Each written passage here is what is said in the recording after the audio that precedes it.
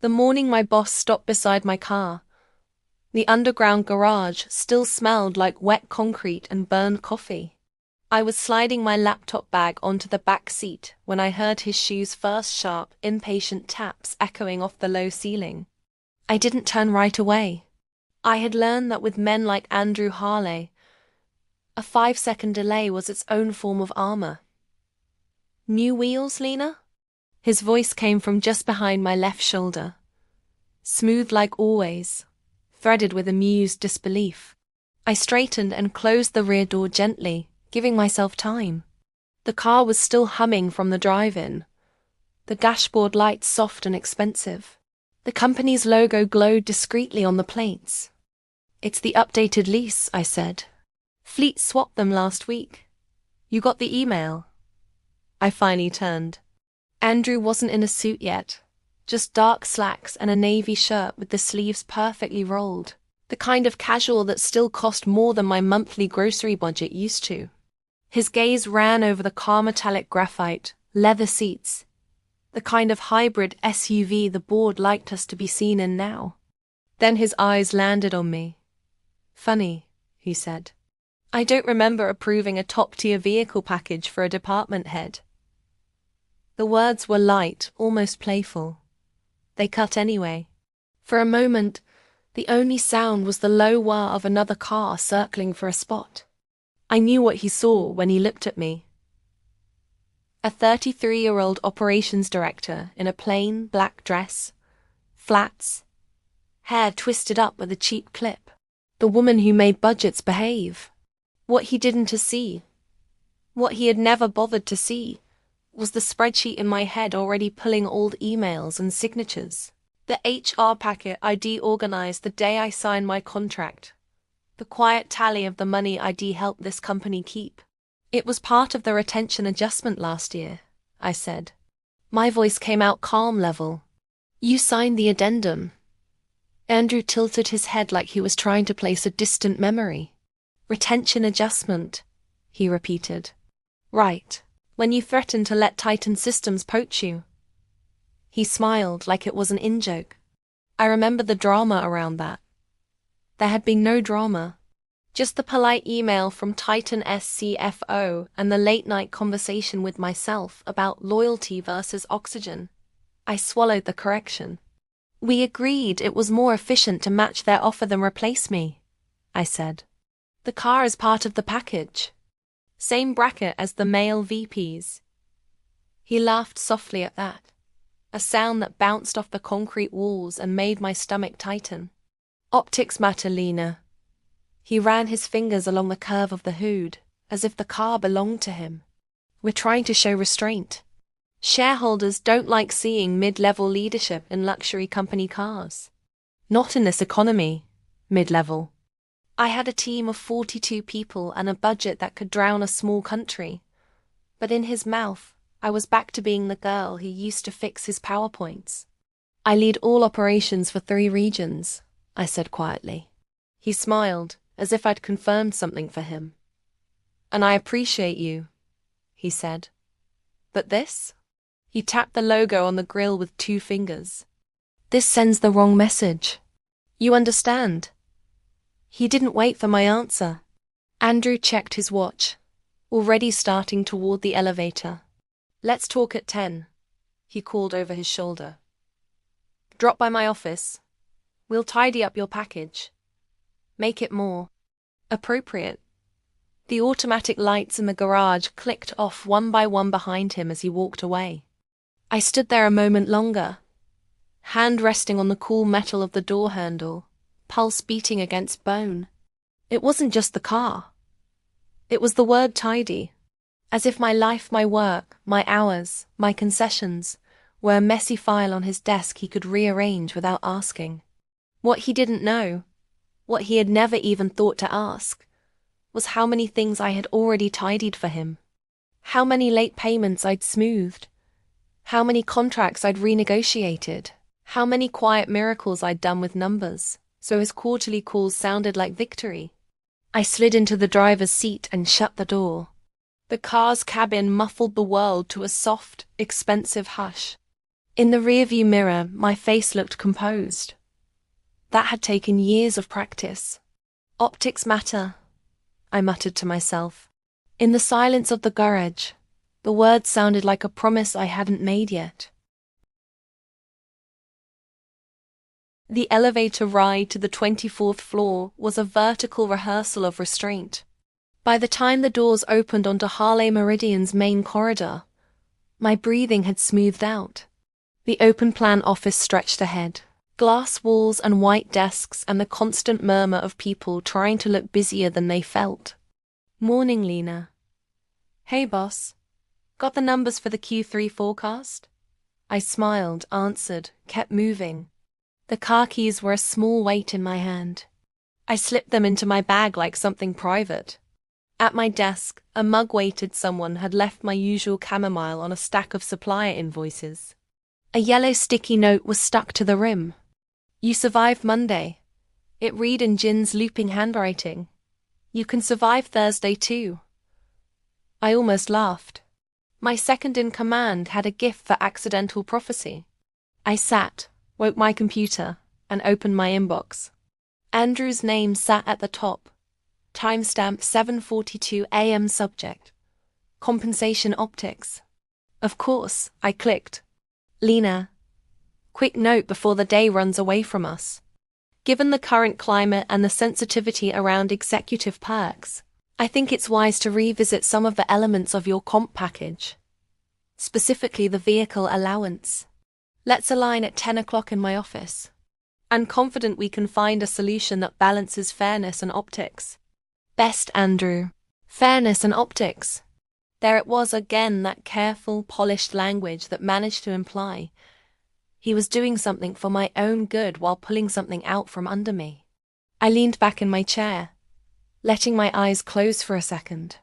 4 years. That's how long I've been at Harley Meridian.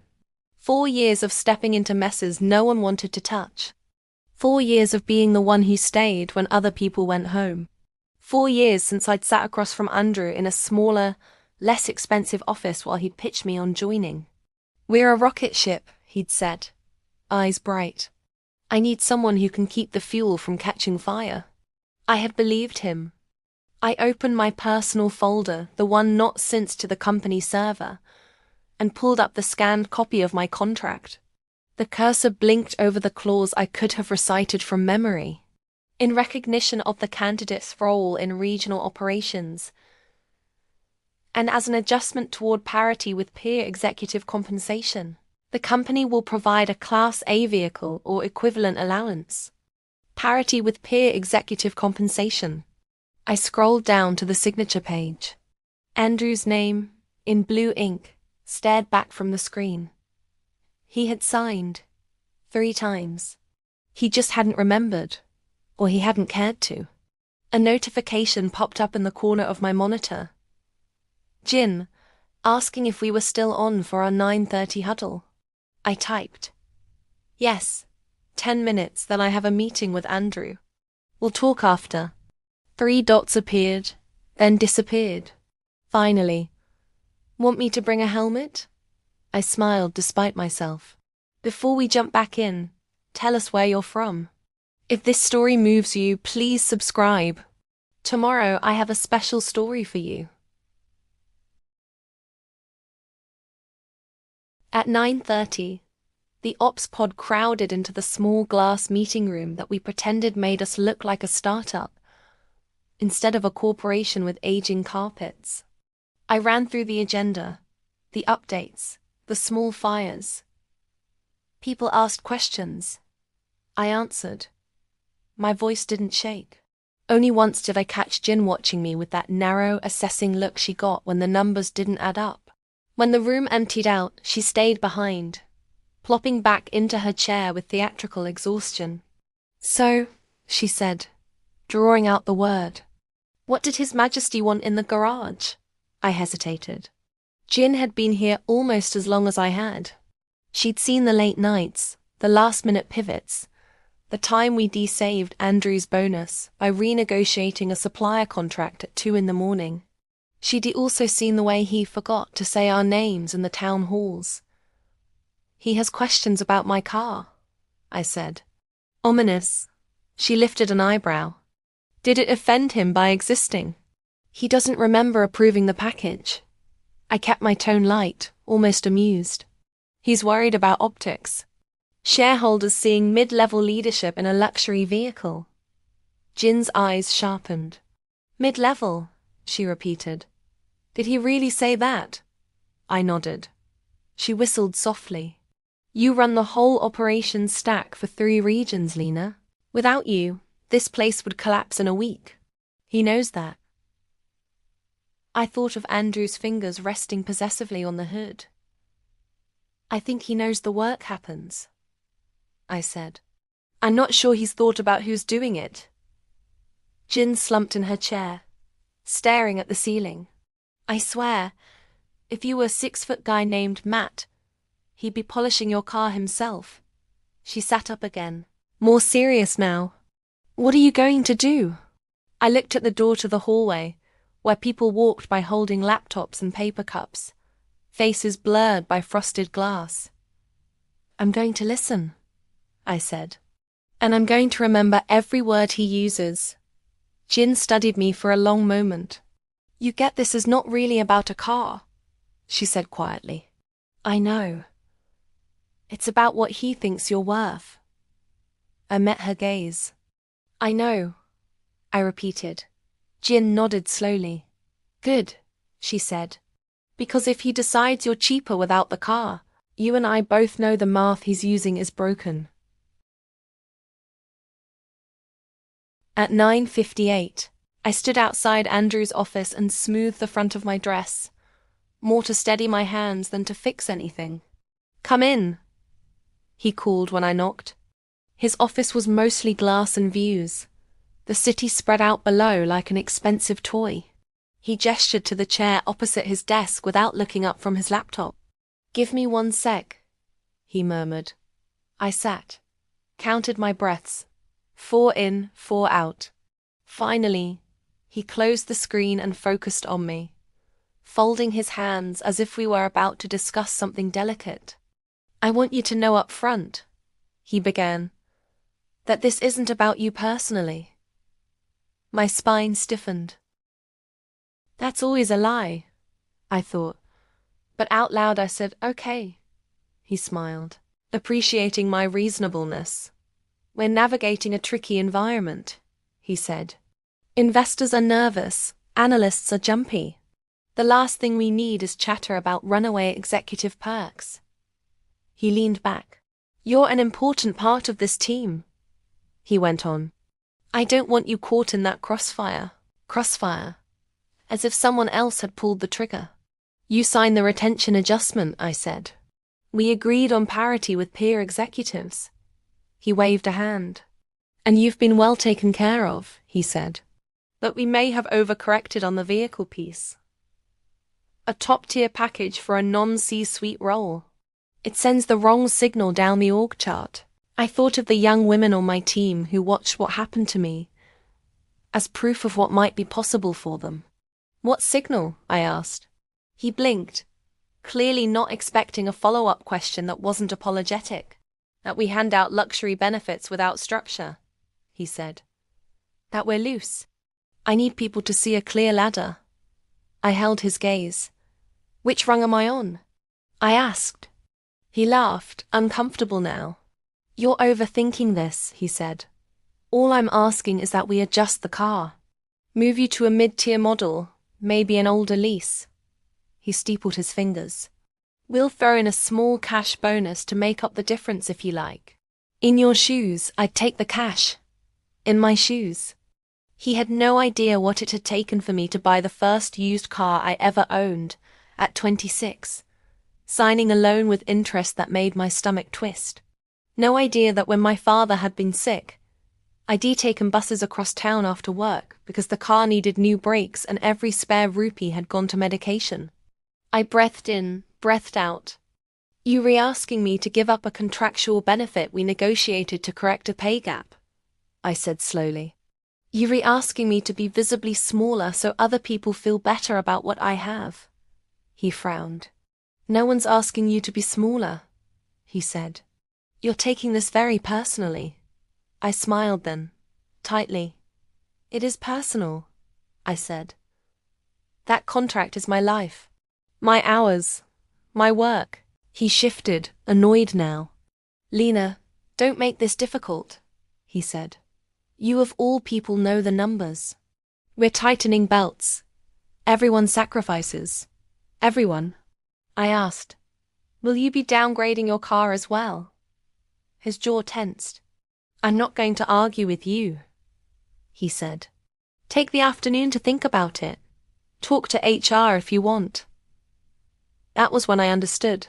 He expected me to fold, to walk out of his office, to tell HR it was fine, to sign whatever new paper they slid across the table as long as they called it alignment and not erasure.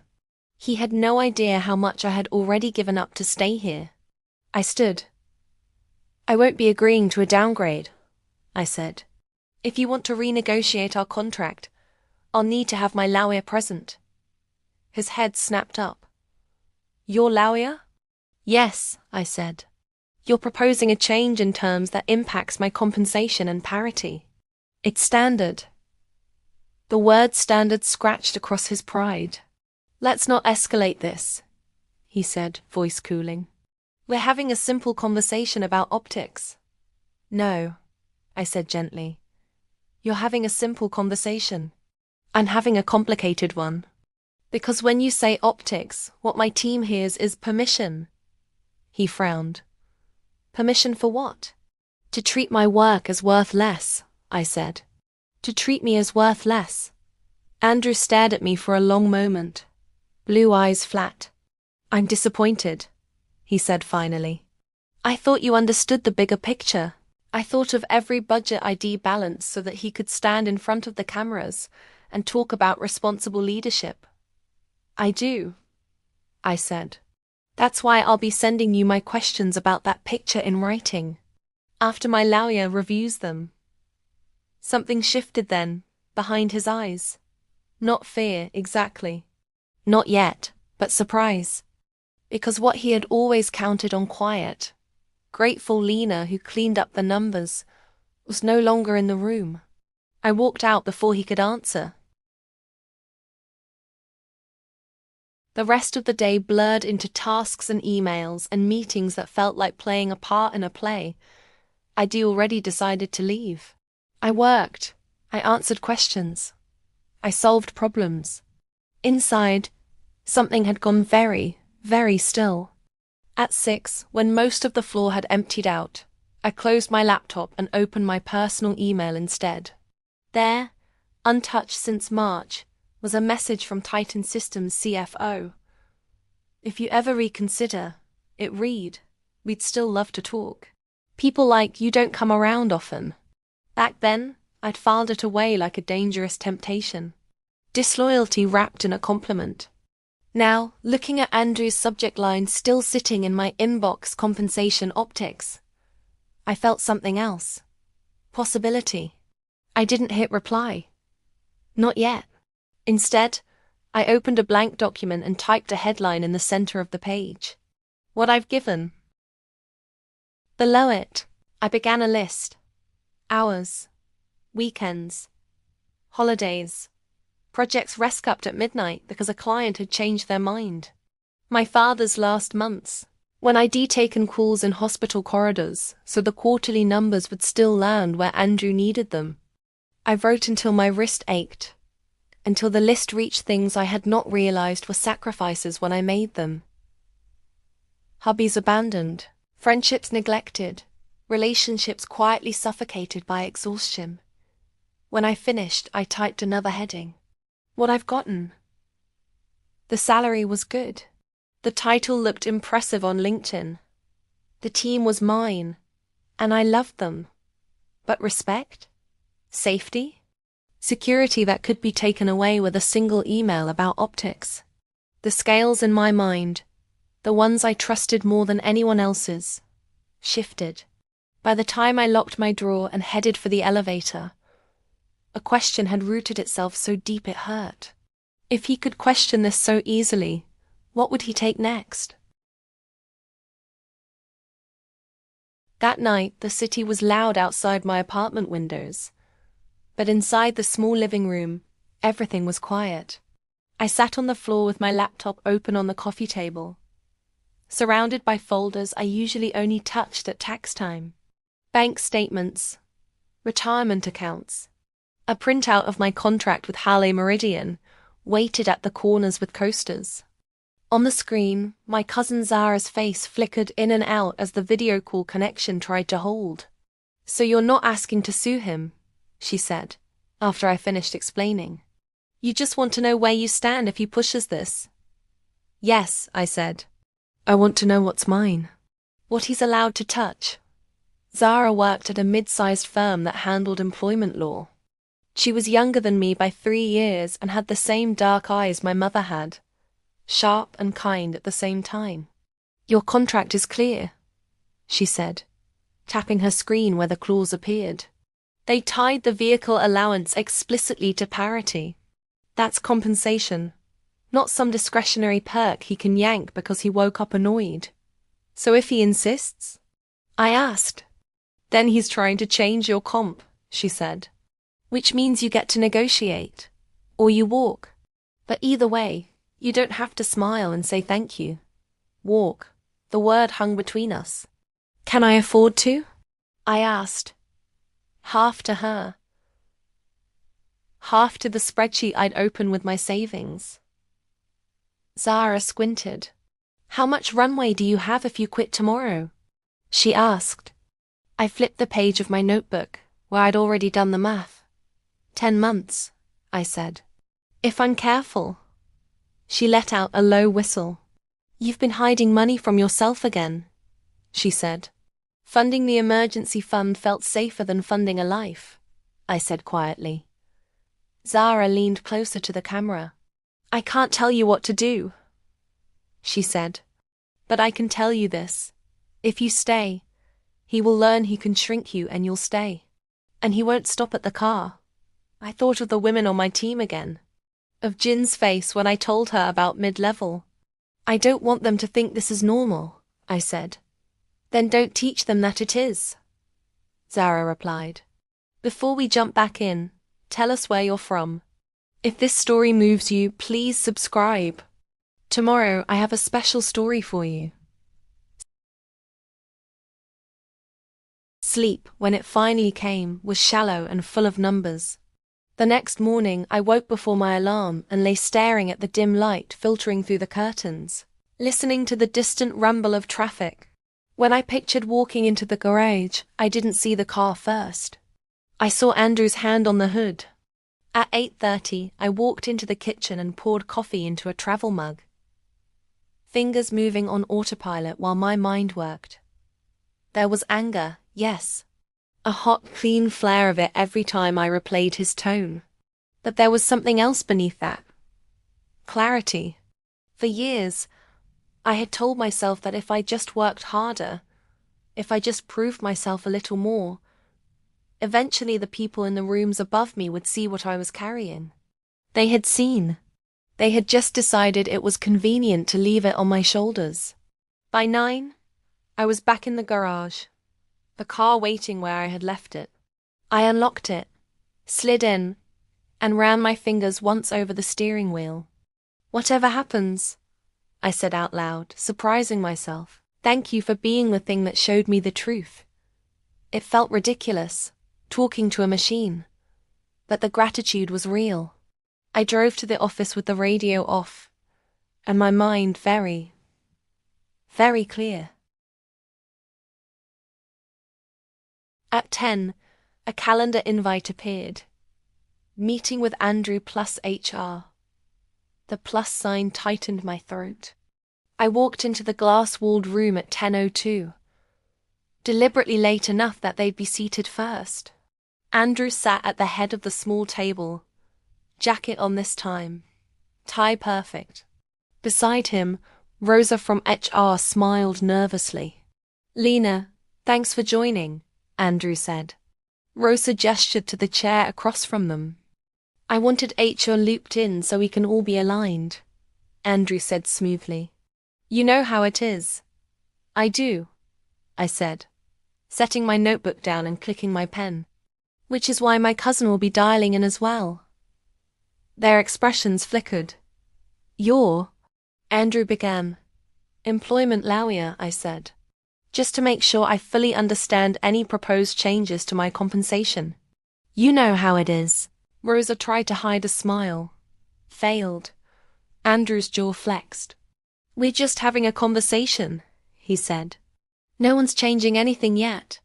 Zara's face appeared on my laptop screen, grainy but unmistakable. Morning, she said, voice brisk. Please proceed. I'll be listening. The meeting that followed did not go the way Andrew had planned. Every time he said optics, Zara asked him to define the term. Every time he said everyone is tightening belts, she asked for specifics. Which roles are losing vehicle allowances? She asked at one point. Can you provide a list? Andrew hesitated. Well, we're starting with non-C-suite roles who have top-tier packages, he said. Like Lena. Any men in that category? Zara asked mildly. His silence answered. By the time the call ended, no one had signed anything. The car remained, technically, mine to drive, but something had shifted again. Andrew was polite, cordial even. The air between us crackled with something I finally named for myself when I stepped into the hallway. We were no longer on the same side of the table. By lunch, everyone knew something had happened. People didn't talk openly. Hale Meridian lived on quiet gossip more than official memos. But I felt the glances. In the kitchen, I poured myself water while two analysts whispered over by the fridge. It's just a car, one of them was saying. It's never just a car, the other replied. They fell silent when they saw me and offered tight smiles. In my inbox, a message from an unknown sender appeared. Saw you standing up to him about the car this morning. It read, Thank you. Some of us notice. There was no signature. I deleted it into a personal folder instead of the trash. At 3. An email from an external address slid into my work account. Subject, Quick coffee. It was from a woman named Maya Shah, partner at a consulting firm I'd met briefly at a conference 2 years ago. Heard a rumor that you're thinking about your options, it read. If that's true, I'd love to talk. Your name comes up a lot when we ask clients who actually gets things done over there. My heart gave one hard, disorienting beat. I reread the line. Who actually gets things done over there? Not who takes credit. Who does the work? I stared at the screen for a long time, the office noise blurring around me. Then I typed 3 words. I am listening. We met that evening at a small cafe 3 blocks from the office, the kind of place where half the people wore badges from nearby buildings and the other half wore headphones. Maya was exactly as I remembered her. Sharp laser, sharp eyes, a way of smiling that made you feel like she already calculated 3 moves ahead and found something about you interesting. Thank you for coming, she said, standing to hug me before we sat. I know you're probably being pulled in 12 directions at once. 14, I said. But who's counting? She laughed and slid a menu toward me. Order something decadent, she said. I'm about to ask you to consider appending your life. I ordered tea instead of decadence. It felt grounding. Maya didn't waste time. We've been watching Hale Meridian for a while, she said. Your growth, your stumbles. You're not the only one your CEO has. Let's say, undervalued. I swallowed. We work with a lot of clients, she went on. Your name comes up more than his when they talk about who kept their projects afloat. Heat crept up the back of my neck. Clients exaggerate, I said. Not about who saved their deadlines, she countered. Look, I'll be blunt. We're expanding our operations practice. We need someone who can build structure out of chaos. Someone who knows where the bodies are buried in corporate budgets. Charming metaphor, I muttered. She smiled. We could bring you on as a partner track director, she said. Better base, real profit share. No one questioning whether you deserve the car you drive. My fingers tightened around my mug. Why now? I asked. Why reach out today? Maya studied me. Because people talk, she said simply. And the story that reached me this morning was of a woman whose CEO tried to take away her car, and he responded by bringing a lawyer to HR. A laugh escaped me, surprised and sharp. That's your legend of the day? I asked. It's a start, she said. Her gaze softened. Lena, you've been acting like you have no leverage. Let me be clear. You are the leverage. You are the one who understands how everything fits together. You think he doesn't know that? I thought of Andrew's face in the meeting when Zara asked him for the list of men who would be downgraded. He knows, I said quietly. Maya leaned forward. So the question is, she said, how long are you going to use that leverage to hold up his world instead of building your own? Outside the cafe window, the city moved in its usual indifferent rush. Inside, something in me settled. I'd need time, I said, to transition my team, to make sure they're not punished for my choices. Of course, she said. We do this clean. And if you want to build something of your own, instead of joining us, I'll still help you. Introductions, clients, whatever you need. Women who keep companies like his alive deserve options. Options. The word tasted unfamiliar in my mouth. I'll think about it, I said. Good, she replied. Because he's already thinking about how to make you smaller. You might as well be thinking about how to get bigger. The decision didn't happen in a flash of inspiration. It happened the way everything in my life had. Line by line, number by number. That night, I sat at my small dining table with my laptop and sketched out 2 paths. Path A, stay. Negotiate. Keep the car for as long as Andrew considered it useful optics. Accept that every benefit I had could be questioned at any moment. Path B, leave. Either to Maya's firm or to something of my own making. Trade certainty for agency. Path A was safe on the surface. Monthly salary, known problems. The devil I'd already mapped in 100 spreadsheets. Path B was chaos. But when I wrote the word under each path that mattered most, I saw it clearly. Self-respect. And only one path protected that. By 2 a.m, my resignation letter was a draft sitting in my personal email. Not sent, not yet. I slept for 3 hours, woke up with my heart pounding, and knew I couldn't sit in that glass office anymore and pretend the ground under my chair wasn't a conditional. The next day, the board arrived. Once a quarter, their presence turned the 24th floor into a theater of performance. People wore their sharpest suits, their most impressive watches. Someone always brought in fresh flowers for the reception area. Andrew loved board days. He walked taller, talked louder. This time, he was nearly vibrating with energy. He had a new slide deck, new buzzwords, new stories about belt tightening and efficiency. I knew, because I had built the numbers behind them. At 11, just before the main session, Andrew stopped by my desk. Need you in the boardroom for 10 minutes, he said briskly. Just to walk them through the ops savings. I nodded, pulse jumping. This wasn't unusual. I'd presented to the board before, always as the quiet expert who confirmed his version of events. What was unusual was the gleam in his eye. He was planning something. In the corridor outside the boardroom, Jin caught my arm. You okay? She whispered. Yes, I said.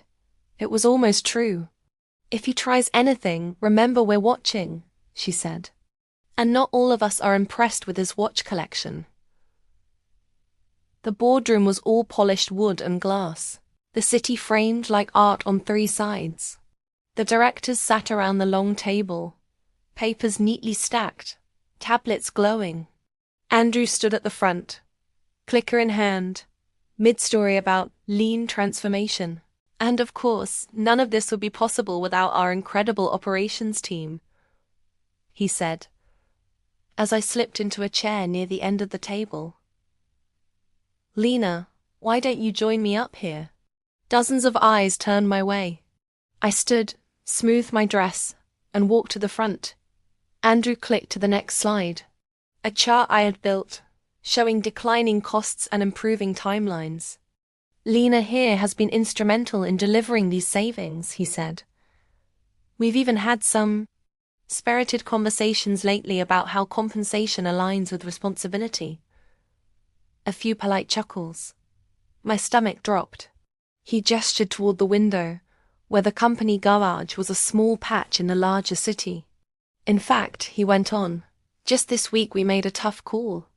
In the spirit of shared sacrifice, some of our executives are voluntarily scaling back certain perks. Company cars, for example. My heartbeat roared in my ears. I felt rather than saw the way some of the directors glanced my way. Andrew smiled, benevolent. Lena has agreed to adjust her package, he said, to support the message that no one is above the broader good. The room was silent for a beat. Not one person in that room had heard me agree to anything. In that silence, I saw my future if I stayed. He would tell stories about me, with my name, my work, my sacrifices, but the plot would always bend to make him look generous, visionary, in control.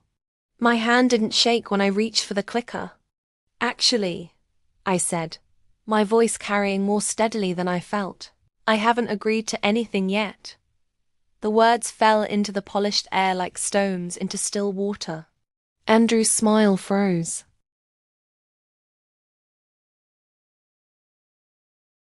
Lena, he said lightly, we talked about this. Yes, I said. We did. And you suggested a downgrade that would roll back an explicitly negotiated step toward pay parity. I turned to the board. With respect, I said, that's not shared sacrifice. That's selective erasure. A murmur quickly stifled. The chair, a woman named Evelyn who had always watched more than she spoke, leaned forward. Explain, she said. I met her eyes. When I joined Harley Meridian, my compensation was significantly below that of my male peers with similar scope, I said. We corrected part of that last year. The vehicle package was one element, tied to parity. I clicked to the next slide.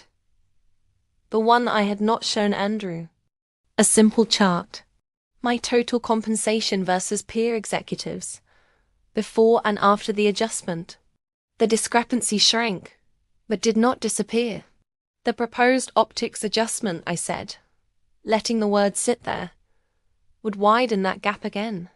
Not because of performance, because of perception, of what looks right when a woman in operations drives a car that matches what the men in sales drive. My words weren't loud. They didn't need to be. I felt the room calibrating, recalculating. Andrew recovered quickly. We're getting lost in semantics, he said.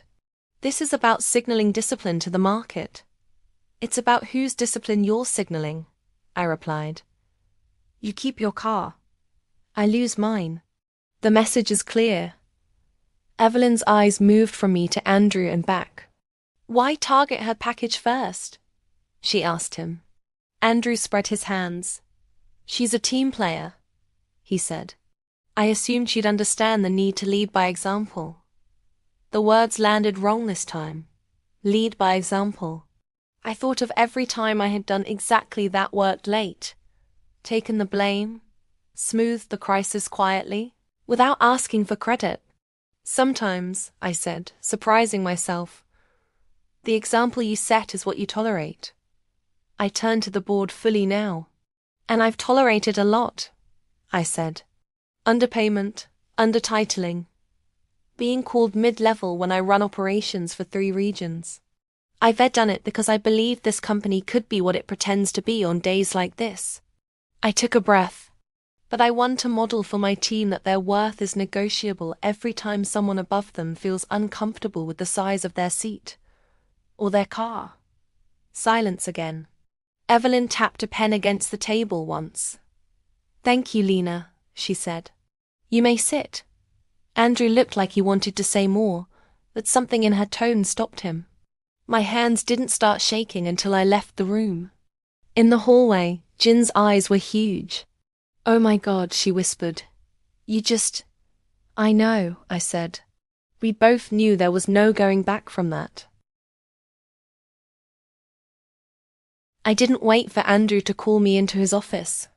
I went to mine instead, closed the door, and opened my personal email on my phone. The resignation letter was still there, unsent. I read it once more. It was simple, respectful, clear. Then I changed one line. Instead of 2 weeks' notice, I gave 4. Enough time to transition my team. Enough time to ensure the projects wouldn't burn. I hit send.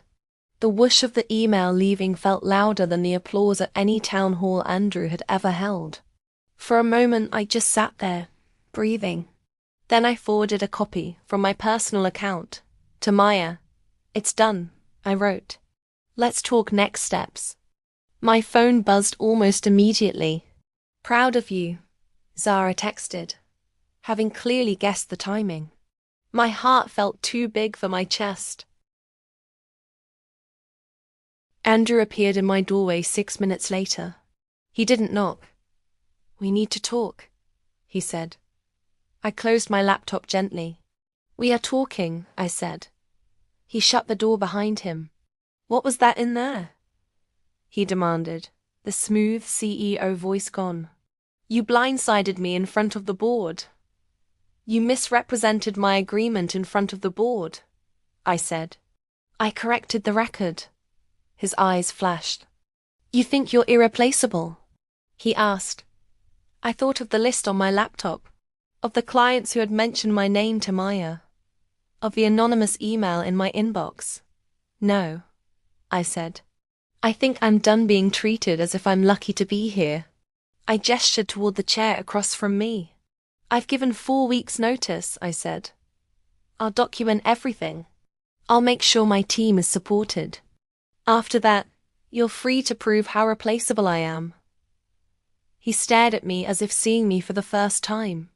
"You're walking away from all of this over a car," he said, incredulous. I almost laughed. "It's not about the car," I said. "The car was just the first thing you tried to take that I could see." He shook his head.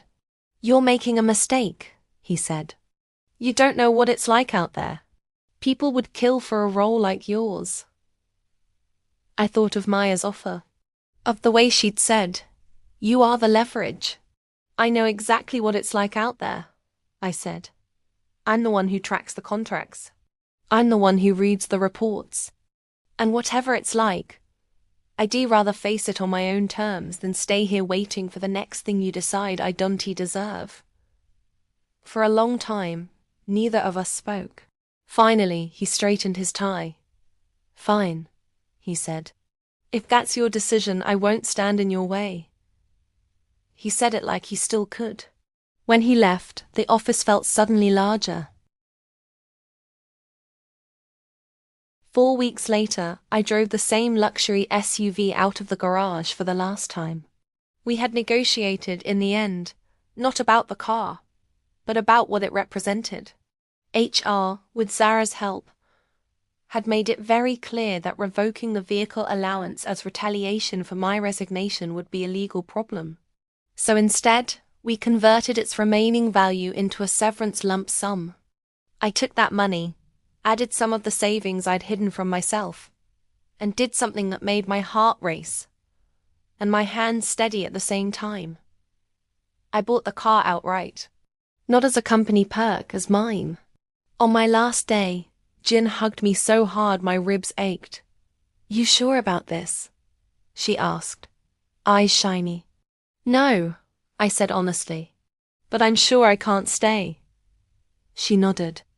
"Then go show them what they lost," she said. "So the next time he thinks about shrinking someone, he remembers this." I promised her I'd keep a spot open if she ever wanted to leave. Because by then, there was a place for her to go. In the weeks between my resignation and my last day, Maya and I had talked, sketched, planned. At first, the plan was for me to join her firm. But the more we talked, the more another idea took shape. "If you can build his operations from the inside," she'd said one night over yet another pot of tea, "you can build something new from the ground up." So we did. We registered a company Quiet Ledger Consulting named after the notebooks I'd always kept, where I wrote down the truths no one wanted to look at in the official reports. Maya came on as my first partner and investor. Zara introduced us to our first clients. Companies where women like me were holding everything together in the shadows. We specialized in making the invisible visible. On the afternoon Quiet Ledger got its official registration email, I sat in my parked car outside the government office and laid my forehead against the steering wheel, laughing and crying at the same time. This was my company car now. My company, my life. Later that week, my phone buzzed with a news alert. Harley Meridian announces leadership realignment. The press release quoted Andrew extensively. It did not mention operations at all. I closed the article. I had new numbers to look at now. Not to prop up someone else's story. To build my own. As I drove home that night, the city lights blurred into soft lines on the windshield.